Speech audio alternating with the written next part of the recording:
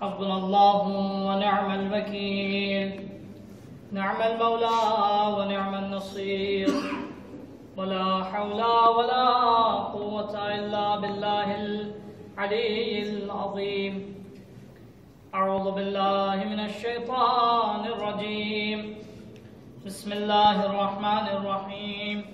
الحمد لله رب العالمين، والحمد لله الذي هدانا لهذا وما كنا لنهتدي لولا أن هدانا الله. لقد جاءت رسل ربنا بالحق، والصلاة والسلام والتحية والإكرام على البشير النذير والسراج المنير، مولانا ومولى الثقلين جد الحسن والحسين أبي القاسم المصطفى محمد. اللهم صل على محمد وآل محمد وعلى آل بيته الطيبين الطاهرين المعصومين المنتجبين المطهرين، لا سيما بقية الله في الأرضين وحجته على الخلائق أجمعين، واللعنة الدائمة على أعدائهم أعداء الله أجمعين من يوم ظلمهم إلى لقاء يوم الدين. أما بعد، فقد قال الله تبارك وتعالى في كتابه الحكيم وقوله الحق. بسم الله الرحمن الرحيم. يا أيها الذين آمنوا كتب عليكم الصيام كما كتب على الذين من قبلكم لعلكم تتقون. طول پر محمد وآل اللهم صل على محمد وآل محمد. السلام علیکم ورحمۃ اللہ وبرکاتہ. اے ایمان والو، تمہارے اوپر روزہ اللہ نے واجب کیا، ویسے ہی جیسے جن تمہاری تھی پہلے تم سے پہلی قوموں پر اللہ نے روزہ واجب کیا تھا. لعلکم تتقون، شاید کہ کداچ کہ تم پرہیزگار یعنی تقوی والا بن جاؤ. میرا ایکچوئل سوجے جو سبجیکٹ ہے کہ ایکچوئل دین، ایکچوئل مذہب اور ہمارا اپنا دھرم، ہمارے ذہن میں جو دھرم ہے، ان دونوں کا ایک کمپیریزن، اور کیا ریزن ہوتا ہے کہ ہم ایکچوئل دھرم سے، ایکچوئل میں جو دین ہے اس سے ہم دور کیسے ہو جاتے ہیں. اسی ذیل میں ہماری کل کی بات، کیونکہ میں نے پہلے دن بتایا تھا کہ تین چیز کا جب تک اپنی صحیح جگہ پہ تین چیز نہیں ہوگی اس وقت تک انسان صحیح طریقے سے دھرم کو فالو نہیں کر سکتا. ایک دھارمک یعنی سیدھا انسان اس وقت تک نہیں تیار ہو سکتا، یوں چاہے جتنا بھی وہ اس کی پرسنالٹی مشہور ہو، شہرت ہو اس کو، پر جب تک یہ تین چیز اس کی بیلنس نہ ہو اس وقت تک آدمی، ایک سب سے پہلے اس کا وچار یعنی اس کا عقیدہ. خالی اشارہ کر دوں، عقیدے کا انسان کی سوچ یعنی انسان کا عمل یعنی انسان کے بولنے کی ریت یعنی رواج، کی لائف اسٹائل دو وی، پوری زندگی پہ انسان کی سوچ یعنی فکر یعنی عقیدے کا اثر ہوتا ہے. جیسا انسان کا عقیدہ یعنی وچار ہوتا ہے ویسی اس کی اچھی زندگی ہوتی ہے. اسلام نے بھی اس کو سب سے زیادہ امپورٹنٹ دی. انسان کا وچار یعنی عقل اس کی کیسی ہے، اس کی سوچ کیسی ہے. رسول اللہ صلی اللہ علیہ وآلہ وسلم کے زمانے میں اللهم صل على محمد وآل محمد ایک مانس تھا، تو اس کو دیکھ کے بدے مسلمان جو انہیں کہتے یا رسول اللہ کتنا شک مانس، کتنا اچھا خوبصورت، کیا ہے ان کپڑوں جو ڈریس تھا اس کے بدن پہ بہت فرسٹ کلاس، اس زمانے میں بہت اسٹائلش ڈریس اپ جیسی آیا رسول اللہ کے سامنے، مسلمان کہ یا رسول اللہ ما اجملہ، اس کا پہناوا کتنا اچھا ہے یا رسول اللہ۔ رسول اللہ نے کہا منہ، چپ رہو، خاموش، بولو نا۔ مسلمانوں نے کیا کہا ما عاقلہ ما اجملہ، کتنا عقل مند ہے، کتنا ہوشیار، کتنا اسمارٹ مانس ہے۔ مسلمان کیا سمجھتے تھے کہ اچھا پہن اوڑھ کے اگر آئے، اچھا پہناوا اس کا تو بہت اسمارٹ ہے، ہوشیار مانس۔ رسول خدا نے کہا منہ، چپ رہو۔ انما العقل مع التوحید، عقل مند انسان وہ انسان نہیں کہ جو اچھا کپڑا پہنے، بش عقل مند انسان تھوڑی ہے، نیتنیاہو عقل مند انسان تھوڑی ہے، عبد الشیطان عقل مند انسان تھوڑی تھا، آج کا سلمان عقل مند انسان تھوڑی ہے۔ انما العقل مع التوحید، عقل مند ایمانس سے کہ جس کی عقل کو توحید نے سجایا ہو۔ جب تک انسان کے پاس توحید نہ ہو، انسان کے پاس جب تک ایک واحد اللہ کا ایمان نہ ہو، اس وقت تک انسان عقل مند نہیں ہو سکتا۔ جیٹلو پن گیانی ہوئے، جیٹلو پن بڑیلا ہوئے، جب تک اس کی فکر اس کو توحید تک نہ لے جائے، کوئی بھی، اسی لیے آپ دیکھیں یعنی عقل کی جو ڈیفینیشن بیان کی اسلام نے، ما عبد بہ الرحمن، یعنی عقل وہ ہے کہ جو انسان کو اللہ تک لے جائے۔ کبھی کبھی آدمی وچار کرتا ہے، سوچتا ہے کہ نیوٹن جیسا بڑیلا آدمی،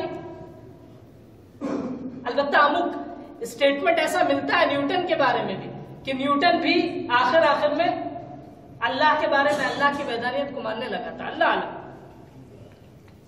لیکن دنیا کا جتنا بڑا موٹا اسکالر ہے، جب تک علم انسان کو اللہ تک نہ لے جائے، وہ علم نہیں، انسان کا جہل،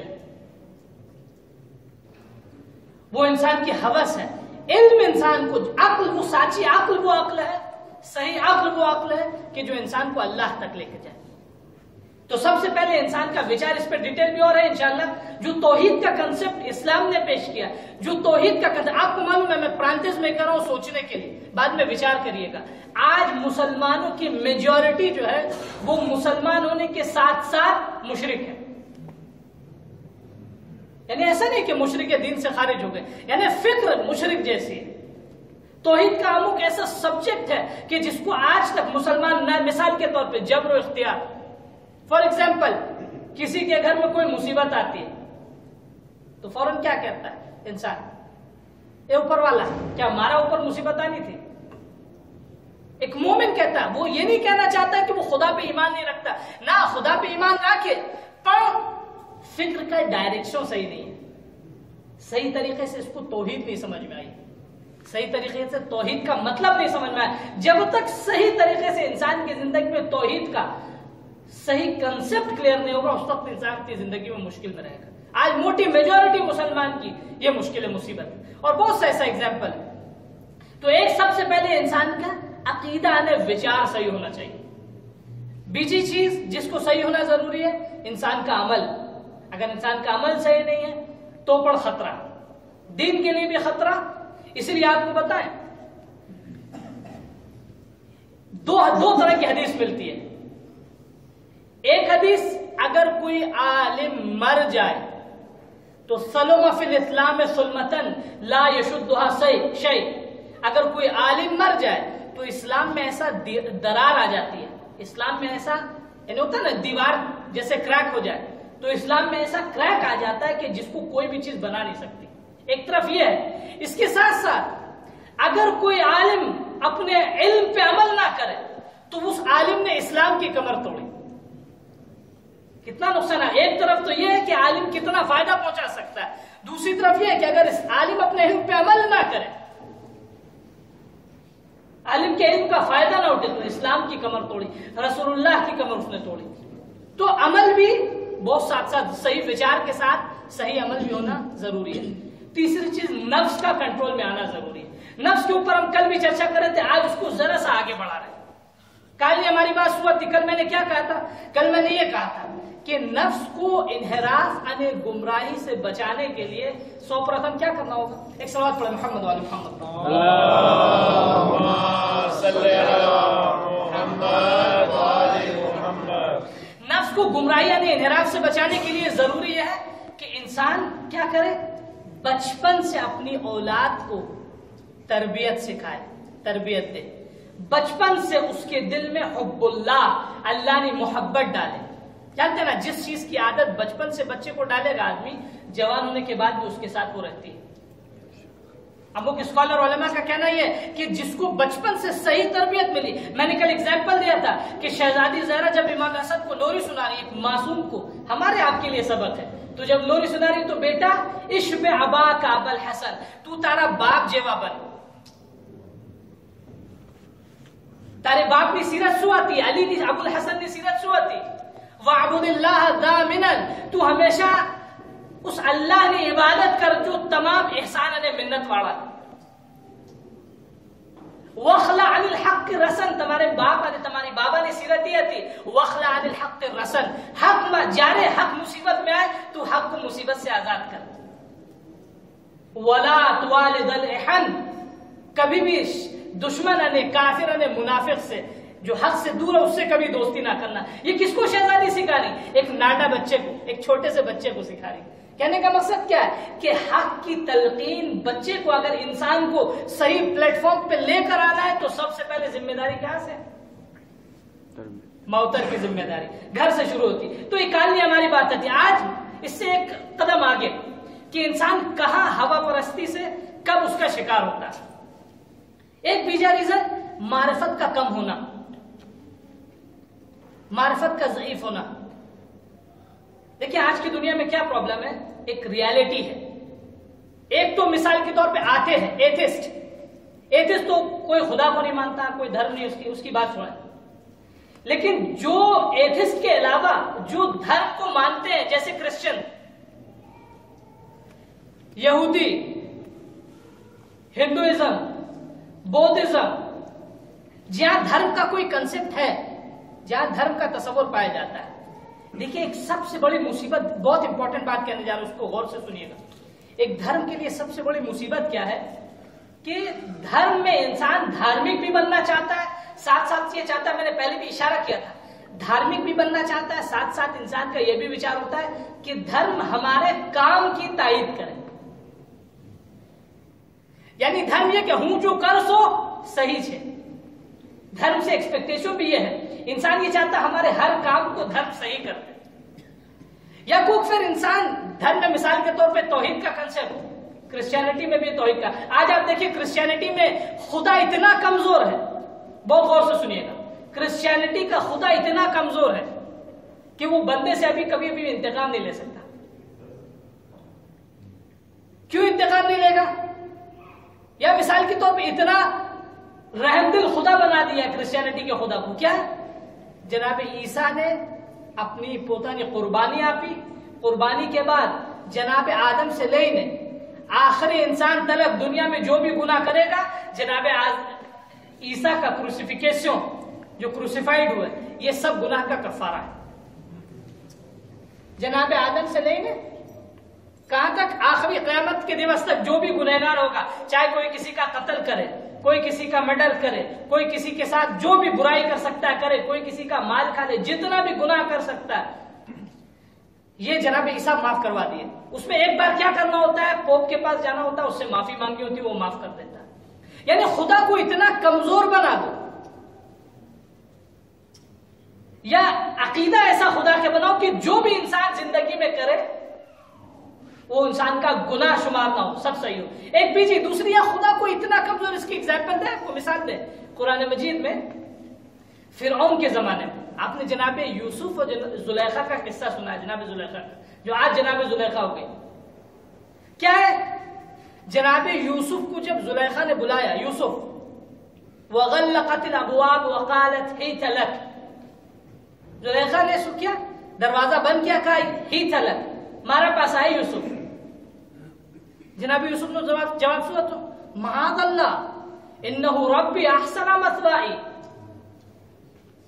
ce n'est pas possible، معاذ اللہ ہوں پناہ مانگو چھو اللہ نی بارگم انہو ربی احسن مثوائی ای مارا رب یا بے مانا چھے ایک رب ای خدا بیجو رب یعنی فرعون ماری پرورش کہہ رہا فرعون نے ہمیں پالا ہے انہو ربی احسن مثوائی فرعون مارا پالنے والا ہے پالنہار چھے میں کیسے فرعون کے ساتھ خیانت کر سکتی ہوں تو زلیخا نے سمجھا کیا کہ یوسف جو ہے یہ جو بت رکھا تھا جاروم میں چاروں طرف بت سجا ہوا تھا کیا کیا زلیخا نے کہا یوسف گھبراؤ نہیں ترت کے زلیخا ایک کپڑا بت کے چہرے پہ ڈال دیا یعنی کیا خدا کو اتنا کمزور بنا دو کہ تم جو بھی گناہ کر لو وہ کچھ نہیں کر سکتا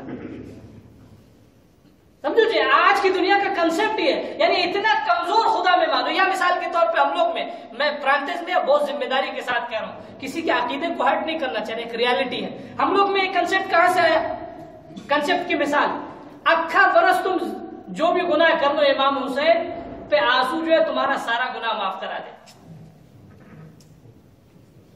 علیہ باللہ نہ آپ بتائیں کرسچینٹی میں اور اس کنسپٹ میں کیا فرق ہو جائے گا نہ یقیناً امام حسین پہ آنسو بہانے سے گناہ معاف ہو جائے گا نہ گناہ نہیں معاف ہوگا امام حسین پہ آنسو بہانے کے بعد آنکھ گناہ نہیں کر سکتی سبحان اللہ کتنا فرق ہے بے کنسپٹ میں ایک یہ کہ تم جاؤ پوپ کے پاس جا کے ہاتھ جوڑ کے معافی مانگو پوپ معاف کر دے گا یعنی گناہ کرتے رہو بیجا کنسپٹ کیا ہے تم جتنا بھی گناہ کرو امام حسین پہ رونا تمہارا گناہ معاف کر دے گا یعنی ادھر آنسو بہاؤ دوسرے دن صبح جا کے پھر وہ کام کو جیسے فرعون کے لیے ملتا ہے کہ دن میں کہتا تھا انا ربکم الاعلی رات کو درخت پہ الٹا لٹک جاتا تھا الٹا لٹک کے اللہ سے معافی مانگتا تھا نہ یعنی جب انسان جو آنکھ امام حسین پہ روتی ہے جو زبان امام حسین کا ذکر کرتی وہ گناہ نہیں کرتی تو کتنا یعنی دھرم کو اتنا کمزور بنا دو کہ دھرم ہماری زندگی میں زیادہ انٹرپٹ نہ کرے ایک سب بہت موٹی مصیبت ایک صلوات پر محمد و محمد پر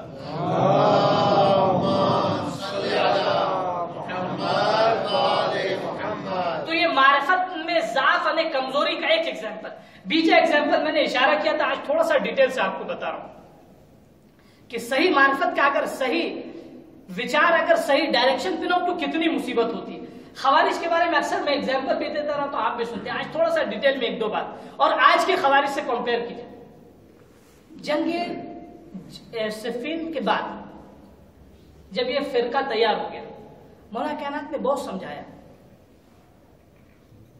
امک مانس مولا کائنات سے بات چیت کے بعد اس کو ہدایت ملی پر امک مانس ایسا تھا کہ جو اپنے علیلپن میں یعنی نفسا کچھ اس زمانے میں خوارج اپنے عقیدے پہ باقی رہا ایک صحابی تھا مولا کائنات کا عبداللہ بن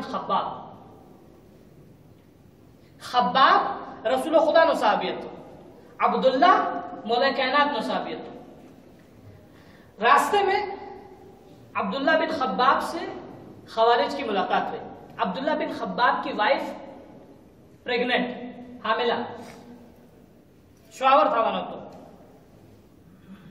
راستے میں عبداللہ بن خباب سے ملا اس سے پہلے عبداللہ بن خباب سے جب ملاقات ہوئی ساتھ دو مسلمان ایک ساتھ جا رہے تھے دو لوگ ایک ساتھ جا رہے تھے ایک مسلمان بیجا کرسچن غور سے سنیے گا آج جو ہو رہا ہے 100% بالکل ایک جیسا ایک کرسچن بیجا مسلمان خوارج کا جو اس زمانے میں لیڈر تھا اس نے پوچھا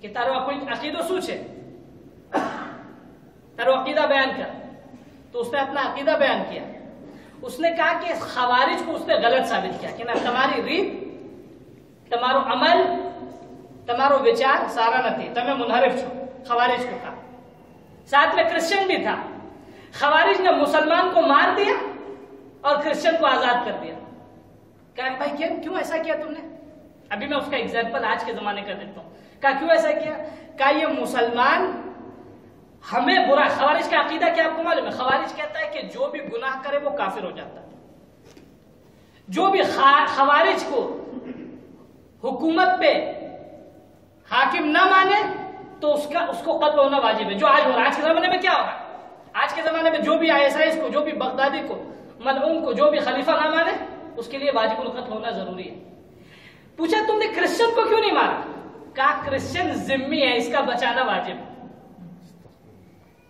تمہیں آئیڈیولوجی انحراف فکر میں انحراف دے کیا کہ کتنا ایک کرسچن کو کیا سکم تھا میں نے دکھوایا، کیوں نہیں قتل کیا کرسچن کو؟ نہ کرسچن ذمہ ہے، کافر ذمہ اس کو کہتے ہیں جیسے اسلامی حکومت ہو کوئی، اما جارے کوئی کافر ہوئے، سپوز کوئی کرسچن، کوئی جوئش، کوئی ہندو ہوئے، کوئی سکھ ہوئے، تو ایک پرٹیکولر ٹیکس ہے اسلام میں انہیں کہوا میں آئے سے جزیہ، جارے کوئی کافر اسلامی حکومت میں جزیہ آپے انہیں جزیہ ٹیکس دے تو اسلامی حاکم پر واجب چھے انہیں سیکیورٹی، کہ انہیں سیکیورٹی آپے، انہوں مال ایک مسلمان جیوا محترم، انہیں جان ایک مسلمان جیوا محترم، انہیں بائی انہیں عزت آبو ایک مسلمان جیوا سیکیورٹی آپوا نہیں لازم ضرورت۔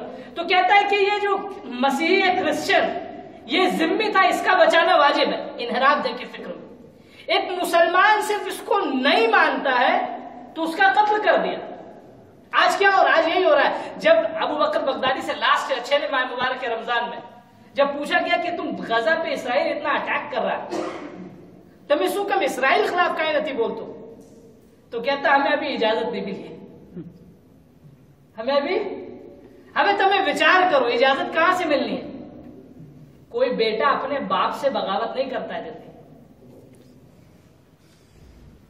ISIS کیا ہے؟ ISIS کیا؟ ISIS اسلامک ورلڈ میں ISIS کا کیا نام ہے؟ فادر کون ہے؟ موپیر کون ہے؟ اسرائیل ہے۔ اس کا کام کیا تھا؟ ابھی میں کچھ دن پہلے آرٹیکل پڑھ رہا تھا، RT میں رشین ٹی وی کا آرٹیکل جو ہوتا ہے وہ آلموسٹ کیپٹلزم کے ویرود میں ہوتا ہے، امریکہ اور اسرائیل کے ویرود میں ہوتا ہے۔ آپ کو بھی ٹائم ملو دے دیکھیے، تو اکثر کبھی کبھی سچی خبر وہاں سے بھی مل جاتی۔ البتہ رشیا بھی فتین ہے۔ رشیا ایک طرف سعودی عرب کو مثال کے طور پہ نیوکلیر کا سپورٹ دینے کو تیار ہے، دوسری طرف سے شام کو سیریا کو مدد کرتا ہے، تیسری طرف سے اندر یعنی کیا ہے؟ اس کو ایک بات ذہن میں رکھیے گا، کبھی بھی ان الکفر امۃ واحدہ، قرآن کی آیت ہے، دنیا میں جتنا بھی کافر ہے، کفر ہے، یہ سب ایک امت ہے۔ یہ اگر آپ کا کبھی ساتھ دیں گے تو آپ کی محبت میں نہیں بلکہ یا تو اپنا فائدہ اٹھانے کے لیے یا تو معاویہ کی دشمنی میں علی کا ساتھ دیں گے۔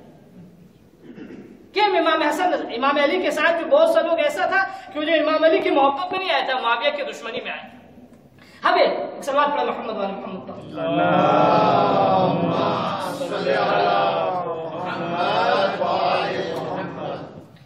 انحراف۔ اب عبداللہ بن خباب کو پکڑا، اریسٹ کیا۔ عبداللہ بن خباب کو اریسٹ کرنے کے بعد عبداللہ بن خباب سے پوچھ تاچھ شروع کی کہ تارو عقیدو سو چھے، خلفانہ بارہ میں تارو عقیدو سو، تو کیا کہتا ہے خلفاء کے بارے میں، تم کیا کہتا؟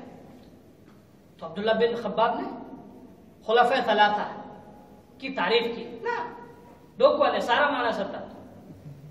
ایک بات ذہن میں رکھیے گا، علی کا چاہنے والا کبھی بے وقوف نہیں ہوتا۔ علی کا چاہنے والا اس کے پاس ڈپلومیسی ہوتی ہے، حالات دیکھ کے بات کرتا، ایسی آگ بند کر کے جیم نہ تیم بات نہ کرے، نہ تعریف کی۔ اس کے بعد مولا کائنات کے بارے میں پوچھا کہ علی بارے میں تمہارا وچار سوچے۔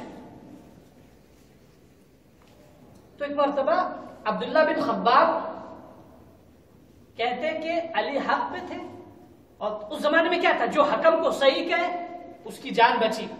حکم یعنی جنگ صفین میں جو ہوا تھا، جو حکم کو غلط کہے گردن کاپی دو۔ عبداللہ بن خباب نے کہا کہ تمہیں علی بارے میں سوال کر سو، ان علی اعلم باللہ واشد علی دینہ وانفض بصیرۃ، تمہیں علی نے بات کر سو۔ فارسی میں کیا بچی، ان کو جا وہ اون کو جائے، یہ کہاں اور وہ کہاں۔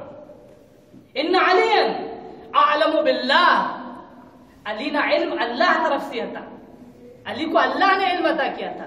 واشد علی دینہ، علی اپنے دین کے بارے میں کسی سے کمپرومائز کرنے والا نہیں ہے، اپنے دین کو نہیں چھوڑنے والا، علی دین کا ہاتھ نہیں چھوڑنے والا۔ وانفض بصیرۃ، علی کی بصیرت بہت نافذ یعنی بہت عمیق یعنی گہری بصیرت ہے علی کے پاس۔ اس کے بعد کہا کہ ہوے رسول اللہ نے کوئی حدیث، تارا باپ صحابی تھا رسول خدا نے، تو کوئی روایت نقل کر، تو کیا کہتا ہے؟ یہ آج کے لیے، ہمارے آپ کے لیے، آج کے زمانے میں جو ہو رہا ہے، خدا ہم سب کو بچائے۔ تو عبداللہ کہتا ہے انی سمعت عن ابی، ہمارا باپ بھی سامنے لو، ہمارا بابا ایم کہتا تھا ان رسول اللہ کہ رسول خدا نے ان حدیث سے سو ستکون فتنۃ یموت فیہا قلب الرجل کما یموت بدنہ یمسی مؤمنا ویصبح کافرا فکن عند اللہ المقتول لا تکن القاتل۔ رسول خدا نے حدیث سے ہمارا بابا ایم کہتا تھا کہ ایک دیوس آؤ سے ایک زمانہ آئے گا ستکون فتنۃ، ایسا فتنہ آئے گا اس زمانے میں کہ یموت قلب فیہا قلب الرجل، جب کوئی انسان مر جاتا ہے تو اس کا بدن کیسے مر جاتا ہے؟ بدن کام کرتا ہے، بدن کا موومنٹ ختم ہو جاتا ہے، بدن میں کوئی حرکت نہیں ہوتی۔ یموت فیہا قلب الرجل، ایک زمانہ آئے گا جس میں مرد کا، انسان کا دل مر جائے گا، کما یموت بدنہ، جب اس انسان کا بدن مر جاتا ہے، جب بدن مر جاتا ہے تو بدن میں کوئی حرکت نہیں ہوتی، جب انسان کا دل بھی مر جاتا ہے تو دل میں بھی حرکت نہیں ہوتی۔ یہ کون سی حرکت ہے؟ کون سی حرکت کی بات ہو رہی ہے؟ یعنی یہ وہ والی پمپ والی حرکت نہیں ہے کہ بلڈ سرکولیشن ختم تھا جائے گا، نہ ہمتی نہ، انسان کے دل میں انسانیت ختم ہو جائے گی، انسان کے دل کی انسانیت مر جائے گی۔ انسان اپنے سامنے کسی کا مال لٹتا دیکھے گا خاموش رہے گا، انسان اپنے سامنے کسی کی جان جاتی دیکھے گا خاموش رہے گا، انسان اپنے سامنے ظلم ہوتا دیکھے گا خاموش رہے گا، انسان اپنے سامنے کسی کی عزت جاتی دیکھے گا خاموش رہے گا، انسان اپنے سامنے اسلام کو مرتا دیکھے گا خاموش رہے گا۔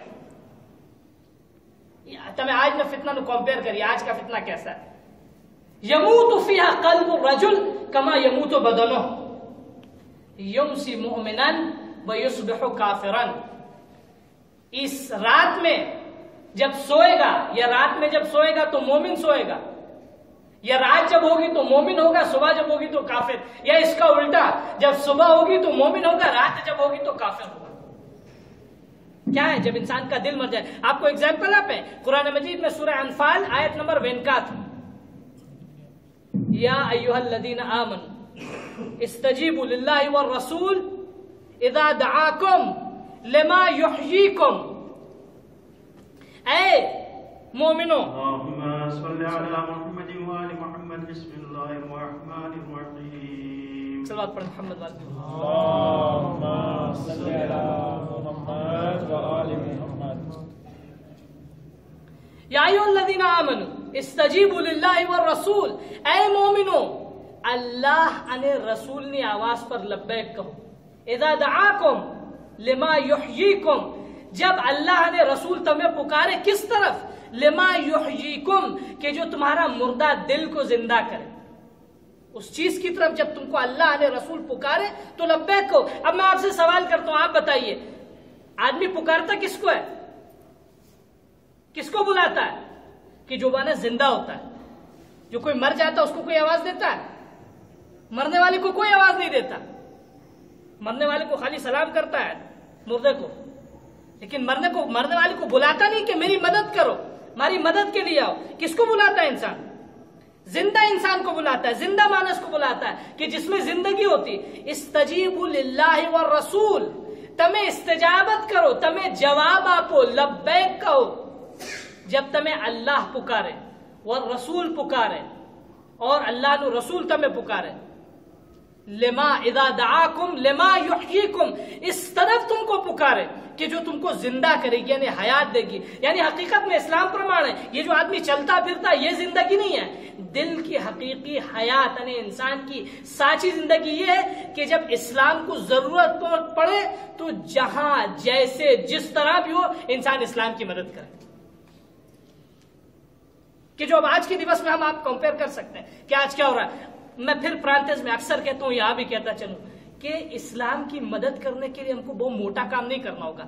ہر انسان اپنی جگہ پہ اسلام کی مدد کر سکتا ہے، اپنی جگہ رہ کے اسلام کی مدد کر سکتا ہے۔ یہ کب ہوگا؟ کہ جب انسان کا دل زندہ ہوگا۔ یموت فیہ القلب کما یموت الابدان، اگر انسان کا دل زندہ ہوگا تو انسان ہر وقت ہر جگہ بھی رہے گا، اسلام کی مدد کر سکتا ہے۔ انشاءاللہ ایک سوچے یہ بھی ہے، میں نے اشارہ کیا مجلس میں بھی، پھر ڈیٹیلز کے ساتھ اس کے بارے میں بتاؤں گا۔ ایک بہت بڑی مصیبت یہ کہ آج کے زمانے میں انسان اسلام کی مدد کیسے کرے، آج کے زمانے میں انسان امام زمانہ کی مدد کیسے کرے، آج کے زمانے میں انسان امام کو مدد کیسے پہنچائے. یہ پرٹیکولر سوچے انشاءاللہ اپنے ٹائم پہ اس کو بیان کروں گا. تو اب کیا ہوا، عبداللہ بن خباب کو جب سن لیا، ساری حدیث سننے کے بعد، ایک حدیث عبداللہ بن خباب کے اوپر جانتے کیا تھا؟ گلے میں قرآن لٹکا ہوا تھا. عبداللہ بن خباب کہتا ہے کہ تم دیکھ رہو ہوں مسلم چھو، انا مسلم ہوں، مسلمان چھو، جو میرے گلے کے اوپر قرآن لٹکا ہوا ہوں، لا الہ الا اللہ محمد رسول اللہ ہوں، اسلام نو کلمہ پڑھو سو، تم کیسے ہم کو مار رہے ہو؟ کہا نہیں، تمہارا قتل ہونا واجب ہے کیونکہ تم ہمیں نہیں مانتے ہو. یہ ہر زمانے کا فرعون یہی کرتا ہے، ہر زمانے کا شیطان یہی کرتا ہے. تم ہم کو جب تک خدا نہیں مانو گے، چاہے جتنا بھی خدا مان لو. عبداللہ بن خباب کی گردن اڑا دی. اس کے بعد جانتے ہیں آپ، اس کے بعد عبداللہ بن خباب کی بائی پریگننٹ تھی. اللہ اکبر. عبداللہ بن خباب کی وائف کا پیٹ کاٹا. پیٹ کاٹنے کے بعد بچے کو نکالا اور عورت کو بھی وہیں، بائی کو بھی وہیں شہید کر دیا. تو آج تعجب نہ کیجئے، آج کا ایسا اتنا بروٹل یعنی بے رحم ہے نہ. یہ شیطان جو ہے ہر زمانے میں، یا یہ گروپ جو تھا خوارج کا، ہر زمانے میں سب سے بروٹل یعنی سب سے خطرناک. اسی لیے تو اسرائیل نے اس کو گود لیا. پہلے کہا کوئی ایسی تھوڑی ہے، اسرائیل دھرم کے مطابق کوئی بھی اس مذہب میں نہیں آ سکتا، یا اس کی اسٹریٹجی کے اندر کوئی داخل نہیں ہو سکتا. ایک آلہ بنایا تھا اس کو، اس لیے کہ آج جو ہے کتنی آسانی سے، آج میں پھر کہہ رہا ہوں، آج دیکھیے سیریا کو قبرستان بنا دیا. آرٹیکل جو میں بتا رہا تھا، بیچ میں بات رہ گئی تھی، وہ یہ کہتا ہے کہ امریکہ آج جو آپ دیکھ رہے ہیں بہانے میں، مثال کے طور پہ ISIS کے اوپر عراق میں اٹیک ہو رہا ہے. کہاں اٹیک ہو رہا ہے؟ ایک طرف تو عراق میں اٹیک کر رہا ہے، ساتھ ہی ساتھ سیریا میں ٹرکی کے ذریعے جو ہے وہ اسی ISIS کی مدد کر رہا ہے. کون؟ امریکہ نے، اسرائیل. اصل سب سے بڑا اس کو نقصان کیا پہنچانا ہے کہ اسلام کو کہاں سے مسلمان کو خطرہ پہنچ، یہ پورا زون کہاں سے قبرستان بن سکے. تو کہنے کا مقصد یہ کہ اگر انسان کا عقیدہ کمزور ہو، اگر انسان کی معرفت کمزور ہو، انسان کی معرفت اوچھی ہو، تو شیطان ترت اس کو، یا شیطان کے سپاہی ترت اس کو اپنے حلقے میں لے لیتے ہیں. اس لیے سب سے پہلے ہم کو سوچنا ہوگا. آپ کو معلوم آج سب سے بڑا ایک نبی جنریشن کے لیے سب سے بڑا خطرہ جو ہے وہ یہ ہے کہ آج جو الحمدللہ ہمارے پاس توحید، نبوت، اللہ رسول کا ایمان ہے، نبی جنریشن کے لیے بہت بڑا خطرہ ہے. خدا کرے امام کا ظہور ہو جائے تو بہت بہتر ہوگا، لیکن اگر ظہور نہیں ہوا تو نبی جنریشن کے لیے، خاص طور پہ آج کا بچہ جو ہے، کل کا جوان جو ہے، یا آج کا نوجوان جو، اس کے لیے بہت خطرہ ہے. اس کے لیے آنے والا زمانہ جو ہے اتنا خطرناک ہوگا کہ انسان آہستہ آہستہ دین سے دور ہوتا جائے گا. تیسرا ریزن کہ جو انسان اپنی ہوا نے ہوس کی پرستش کرتا ہے، ہوا نے ہوس کی پوجا کرتا ہے، وہ تیسرا ریزن کیا؟ اس کو بتا کہ آج کی بات کنکلوڈ کر دوں گا. دنیا پرستی، ایک صحیح تربیت نہ ہونا، تیسری بات معرفت کا اوچھو کمزور ہونا، فاضل ہونا، تیسری بات دنیا پرست ہونا. انسان اگر دنیا اس کا خدا بن جائے گا، اگر اس کا مال اس کا خدا بن جائے، وہ اپنے مال کی پوجا کرنے لگے، تو پھر اس کا نفس اس کو کدھر بھی لے جا سکتا ہے. میں نے ایگزامپل دیا تھا کتنا علماء، درباری علماء آتا بنی عباس نے، بنی امیہ کے زمانے میں، پیسہ ملتا تھا فتویٰ بدل دیتا تھا. بنی عباس کے خلیفے نے پوچھوایا عالم سے، فقیہ سے، کہ میرا باپ جو تھا، میرا بابا جو تھا، اس کی ایک کنیز تھی.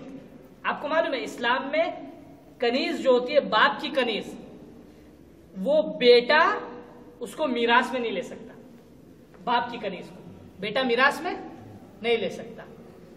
سوال پوچھوایا سلیب کہ میرے باپ کی کنیز ہے، جوان کنیز ہے، میرا دل آ گیا اس پہ. تو فقیہ کیا کہتا ہے کہ نہ، سے امپاسبل، یہ تمہارے باپ کی کنیز ہے، نہیں ہو سکتا. تھوڑا پیسہ بھیجا، نہ، سے امپاسبل. تھوڑا کیسا اور بھاری کیا،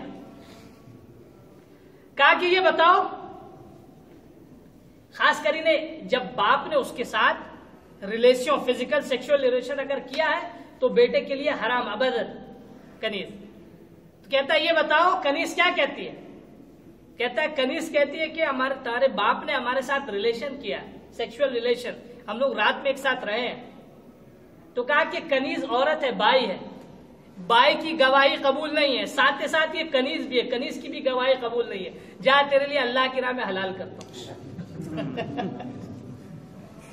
آپ دیکھ رہے ہیں پیسہ بہت موٹی چیز ہوتا ہے. پیسہ حرام خدا کو حلال کرا سکتا ہے. کب؟ جب انسان کا ایمان کمزور ہو اور دنیا پرستی اس کے ذہن پہ غالب ہو. انسان دنیا کا اگر اس کو ہوس لگ جائے تو حرام جو اللہ کی صلوات پڑھو محمد والے محمد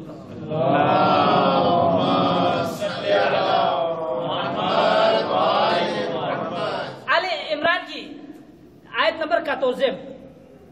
زُيِّنَ لِلنَّاسِ حُبُّ الشَّهَوَاتِ مِنَ النِّسَاءِ وَالْبَنِينَ وَالْقَنَاطِيرِ الْمُقَنطَرَةِ مِنَ الذَّهَبِ وَالْفِضَّةِ وَالْخَيْلِ الْمُسَوَّمَةِ وَالْأَنْعَامِ وَالْحَرْثِ ذَلِكَ مَتَاعُ الْحَيَاةِ الدُّنْيَا. دیکھیے کیا ہوتا ہے جب انسان کو دنیا پرستی کا مطلب کیا؟ دنیا پرستی کا مطلب دنیا کے ڈیفینیشن، آدمی کیا سمجھتا ہے؟ دنیا کی ڈیفینیشن یعنی کھانا، دنیا کی ڈیفینیشن یعنی پینا، دنیا کی ڈیفینیشن یعنی پیسہ کمانا.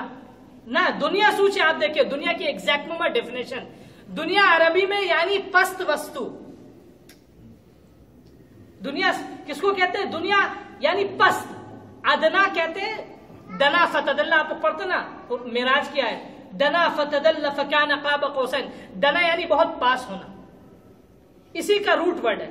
دنیا یعنی جو بہت آسانی سے مل جائے، جس کے لیے بہت زیادہ محنت کرنے کی ضرورت نہیں ہے. اب میں پارتو معافی کے ساتھ کہتا ہوں، دیکھیے جو بھی پست ہوتا ہے، جس کی پرسنالٹی بہت فابل ہوتی ہے، بہت ہلکی ہوتی ہے، اس کو آسانی سے خریدا جا سکتا ہے.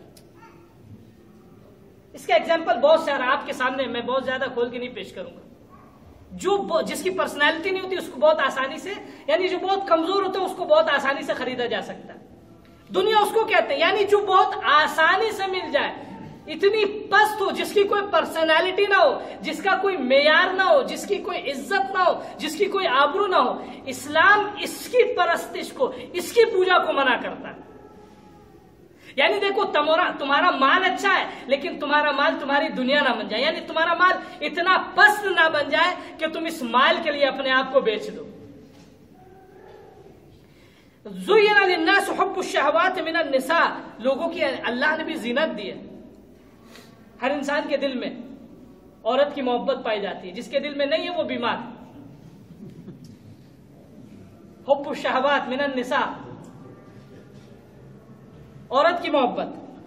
والبنین، اولاد کی محبت. جس کے دل میں اولاد کی محبت نہیں وہ انسان نہیں. انسانیت کی پہچان ہے کہ ایک باپ اپنی اولاد سے محبت کرتا ہے. والقناطر المقنطرہ، کوئی بیوقوف آدمی ہوگا جو پیسہ پسند نہیں کرے گا.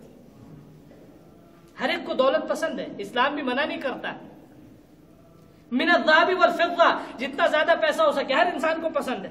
والخیل المسومہ، اس زمانے میں جس کے پاس ریڈ گھوڑا ہوتا تھا، یا مثال کے طور پہ جیسے ہوتا نا خاص علامت کے ساتھ، خاص نشان کے ساتھ گھوڑا ہوتا تھا، ریڈ اونٹ ہوتا تھا اس زمانے میں. جس کے پاس ہوتا تھا وہ بہت پیسہ والا. مثال کے طور پر آج کے زمانے میں جس کے پاس سب سے کات سب سے اچھی گاڑی، سب سے نوا ماڈل، اس زمانے کا خیل المسومہ، گھوڑے پہ علامت لگی ہوئی. والانعام، جانور جس کا بہت بدارے ہو، برد جس کے پاس بہت زیادہ ہو، بھیڑ بہت زیادہ ہو، بکری بہت زیادہ ہو. والحرث، جس کا کھیت بہت بڑا ہو، جس کے پاس زمین بہت زیادہ ہو. آج کے زمانے میں بھی جس کے پاس بہت زیادہ زمین ہے پیسہ والا. آج کا بلیک گولڈ ہے زمین، سونے سے زیادہ مہنگی ہے زمین. سونے میں مثال کے طور پہ 10 سال میں 10% قیمت بڑھے گی، زمین میں 10 سال میں 1000% قیمت بڑھے گی. کتنا ڈفرنس ہے. ذالک، لیکن کیا ہے؟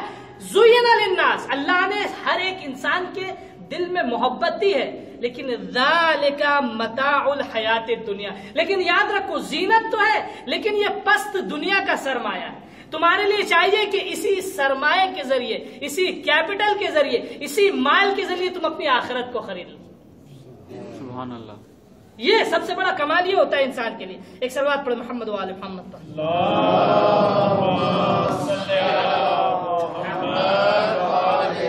واللہ عنده حسن المآب یا حسن المآب. اللہ نے بارگاہ میں، اللہ کے پاس حسن المآب یعنی سب سے اچھی آخرت، یعنی عاقبت کس کے پاس ہے؟ اللہ کے پاس ہے. یعنی دنیا میں جتنا بھی جس کے پاس ہو، دیکھنا یہ کہ اس کے ساتھ ساتھ وہاں بھی اس کے پاس اتنا کیپٹل ہے کہ نہیں. وہاں اتنا کیپٹل انسان کے لیے ہونا ضروری. تو کہنے کا مقصد جب انسان دنیا کی پوجا کرنے لگتا ہے، میں اس کا ایگزامپل، آج ٹائم ختم ہو گیا، کل اس کا ایگزامپل پیش کروں گا. جب انسان دنیا کو پوجنے لگتا ہے تو پھر انسان کے لیے سب کچھ جو ہے، ہر ایک چیز کو وہ داؤں پہ لگا سکتا ہے. سب سے پہلے جو اس کا داؤں پہ لگتا ہے اس کا دھرم ہے، اس کا دین. اللہ کی بارگاہ میں دعا، خدایا بحق محمد والے محمد ہمیں توفیق عطا کر کہ ہمارا دین سالم رہے. خدایا اس ماہ مبارک میں اپنی عبادت یعنی بندگی کی توفیق عطا کر. خدا اس ماہ مبارک میں ہمیں گناہوں سے محفوظ کر. خدا اس ماہ مبارک میں ہماری دعاؤں کو اپنی بارگاہ میں قبول کر. خدایا اہل بیت کے چاہنے والے جہاں بھی ہیں، عراق، افغانستان، فلسطین، پارا چنار، بحرین، یمن، خاص کر اس ملک میں رہنے والے اہل بیت کے چاہنے والوں کو خدایا اپنے حفظ و امان اور پناہ میں رکھ. خدایا ظالموں کے شر کو ظالموں تک لوٹا دے. اہل بیت کے چاہنے والوں کو تمام دشمنوں کے شر سے محفوظ فرما. علماء اکرام، فقہاء اعظام، مراجع تقلید، خاص کر آیت اللہ سستانی حفظہ اللہ، آیت اللہ خامنائی کو طول عمر، صحت و سلامتی، عافیت عطا فرما. خدایا انقلاب ایران اور حزب اللہ کے انقلاب کو محفوظ فرما. امام زمانہ کے ظہور میں تعجیل فرما. ہمیں اور ہماری نسل میں آنے والے لوگوں کو امام کا چاہنے والا اور مددگار بنا. آخر میں ایک مرتبہ سورہ فاتحہ پڑھ کے تمام مرحومین، مومنین، علماء، فضلاء، خاص کر اس ملک کے جو مومنین پچھلے سال ہمارے درمیان تھے، آج پھر میں نہیں ہیں، ان کی روح کو وصال فرمائے. بسم اللہ.